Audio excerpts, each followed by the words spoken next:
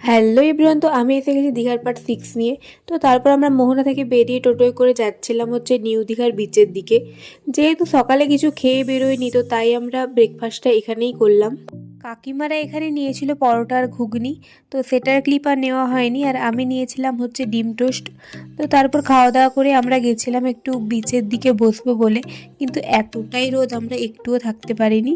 তো যাই হোক, দীঘা গেলে চেষ্টা করবে সমুদ্রের কাছাকাছি কোনো হোটেলে থাকার, তাহলেই তোমাদের সুবিধা হবে।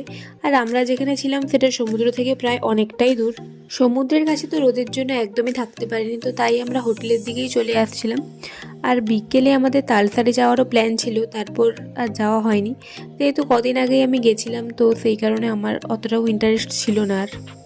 যাই হোক, তারপর লাঞ্চে ছিল পটল মাছ আর ভাত।